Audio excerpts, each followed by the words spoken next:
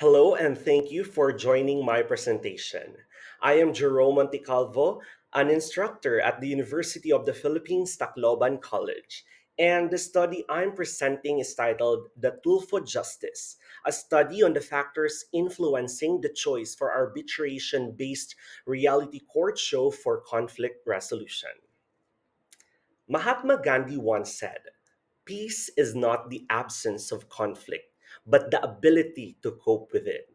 It's a reminder that conflict is part of life. What really matters is how we manage it. But if coping is the key, why is it so difficult for us to achieve complete harmony?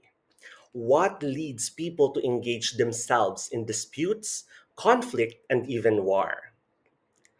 According to Scott, the root of these issues lies in our differences with varying goals, interests, priorities, and personal agendas. He adds that the factors, such as family relationships, personality, and power dynamics, along with barriers like lack of information, ineffective communication, and cultural differences, makes conflicts difficult to address. Therefore, where and how do we seek resolution for disputes? The conventional dispute resolution process in our civil service system involves litigation, trial, and a judge.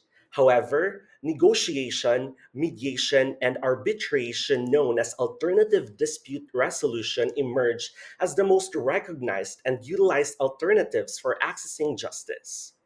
On the other hand, one of the alternatives that have gained an explosive surge in popularity is Rafi Tulfo in Action, or RTIA, a public service program in the Philippines broadcast on TV5, One TV, and YouTube.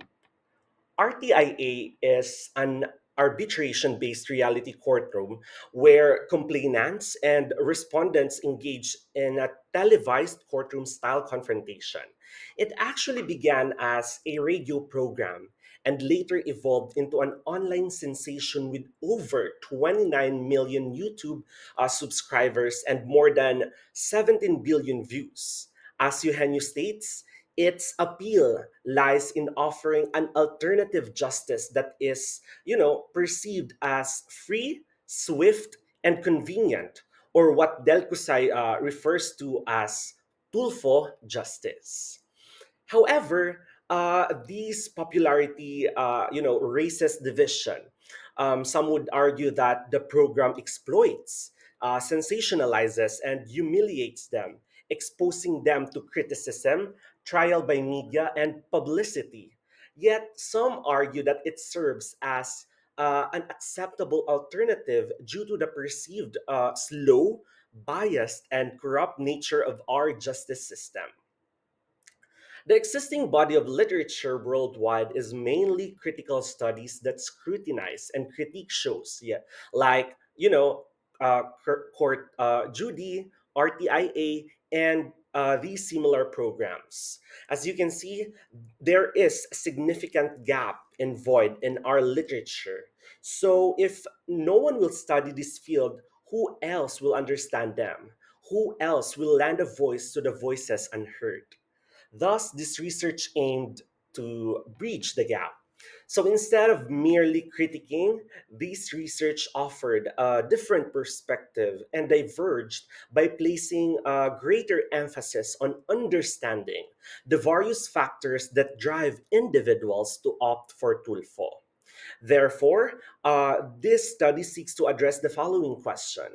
What are the factors that drive individuals to opt for Rafi Tulfo in Action program based on the framework of the theory of recent action and the theory of planned behavior, specifically attitude toward the behavior, subjective norms, and perceived behavioral control? What are the social factors related to Philippine justice system that reinforce individuals' decision for conflict resolution from the program? It specifically discussed the legal culture and also social norms and values. I use methodological triangulation, combining quantitative and then qualitative methods. So the quantitative component employed a questionnaire to measure attitudes, subjective norms, and control beliefs guided by the theory of recent action and planned behavior. It relied on descriptive statistics only, to summarize a purposive sample of RTIA complainants, not to infer to the population or claim representativeness, but to provide a numerical complement to the qualitative findings of the study. So, the qualitative component consisted of interviews exploring how experiences with the Philippine justice system shaped participants' choice for RTIA for conflict resolution. So here, the study was conducted online via Messenger and Google Meet, chosen to accommodate the geographical dispersion of the 10 participants from the Philippines. Also, the study included 10 individuals who met all the following criteria. First is Filipino citizens aged 18 years old or older have participated in the RTIA program and are the complainant in the case or have filed a formal complaint against someone appearing on the show. And here is a summary of results from both quantitative and then qualitative methods. And in the section, here are the emergent themes from the interviews. The quantitative data on the attitude toward the behavior section revealed a mean of 4.3 for the 10 items, signifying that participants held a very high positive attitude toward engaging in RTIA rather than opting for, formal legal channels. Also, this finding is further supported by the qualitative analysis of legal culture, which explored participants' values, beliefs, and attitudes toward the country's justice system. These factors lead them to seek conflict resolution through RTIA rather than formal legal channels, according to them, due to perceived effectiveness and practicality, alignment with their values and principles, efficient delivery of justice, trust in impartiality, accessibility and convenience, a proven track record, uh, trustworthiness as an alternative, confidence in fairness and ethics, and also faster resolution of conflicts. On the other hand, the findings also revealed some contrasting perspectives and areas for improvement. While the majority of participants held positive views of RTIA, some actually expressed concerns regarding its impartiality, fairness, and effectiveness in resolving certain types of cases or just providing assistance.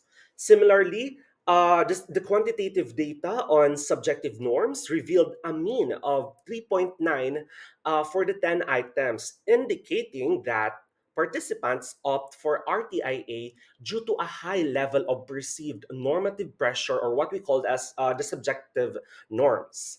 And this is further supported by the data, by the social norms and values held by individuals toward the country's justice system, leading them to seek resolution through RTA instead of formal legal channels because of the influence and endorsement of family and friends, perceptions of RTIA as a suitable resolution platform, conformity to social expectations, guidance and approval, and public perception of responsibility and also positive experiences of others. Aside from those mentioned, included also are the impact of social media comments, influence of public figure endorsement, and also encouragement from acquaintances and media. However, it is also important to note that not all participants were solely influenced by external factors, as mentioned earlier. Some individuals in the study maintained a strong sense of personal agency and independent decision making, prioritizing their own evaluation and critical assessment over the influence of social expectations or endorsement of others. Moreover, The data on control beliefs revealed an overall mean average of 4.6 for the 10 items, indicating that participants possess a notably high positive inclination toward various facilitating factors that influence their behavior in favor of engaging with RTIA instead of, opting for formal legal channels. And again, this is further supported by the qualitative data where several themes emerged, such as first is they have time, accessibility, ease of following processes, cost considerations, readiness to participate, understanding of legal differences, access to information and knowledge, and also comprehensibility. On the other hand, in this section presents hidden elements of RTIA that viewers rarely saw. This section uncovered the various process participants went through when engaging with RTIA, including the early arrival and lengthy lineups, the significant role connections played in case selection, the impact of social media trends on which cases were featured. Additionally, this section categorized the types of cases commonly featured on the show, explored the referral services provided to participants whose case were not aired, and lastly, examined the varying influence of mediators. Okay, so in conclusion, for many, RTIA or Rafi Tulfo in Action represents a beacon of hope amidst the perceived failings of our formal justice system here in the Philippines. A platform where their voices can be amplified and their pursuit of resolution can be accelerated. As participants seeking redress, engaging with RTIA signifies a willingness to embrace an alternative path driven by a positive attitude and a deep seated belief in its potential efficacy. Okay, so the decision to opt for RTIA is not merely an individual choice, but it is also a reflection of the societal norms and the influence of one's immediate circle. So, subjective norms fueled by the endorsement of their family, their friends, public figures, resulted in a collective experiences that reinforced RTIA's perceived suitability as resolution program. Also, a major contributing to the appeal of RTIA is also the strong perception among participants that they have this control over the elements that allow them to access and to utilize the program effectively. So, accessibility, cost considerations, and also the understanding unite to create a perception of feasibility, empowering them to take decisive action in pursuit of justice. Okay, so amidst the polarizing views, RTIA emerged as a last resort for many. So it is their final destination after exhausting all other avenues within the justice system perceived as according to them unfair, biased, and influenced by wealth and power. So the pursuit of resolution through RTIA becomes the voice to the desperation of those who have been denied justice elsewhere, especially here in the Philippines. While some participants wholeheartedly endorse Rafi Tulfo in action for its accessibility, effectiveness, and responsiveness, others also express hesitation and reservation. So their experiences tinged with unresolved issues and also lingering doubts. So this dichotomy serves as, a reminder for them or a reminder for us of the need for critical reflection, ethical scrutiny, and a commitment to upholding the principles of justice, fairness, and also human dignity in the pursuit of conflict resolution. So, in summary, this study urged us to, appreciate that beneath every choice lies a story, and within every decision also resides a human heart. Therefore, before judging someone, we must walk in someone else's shoes, understanding their experiences and also challenges. No, so this empathy is crucial, reminding us that every plea for help and every desperate turn to Rafi Tulfo in action is actually rooted in a personal and systemic struggle for justice, a fundamental human right that has died, according to them. So let's keep this conversation going and help revive the justice we all deserve. Thank you.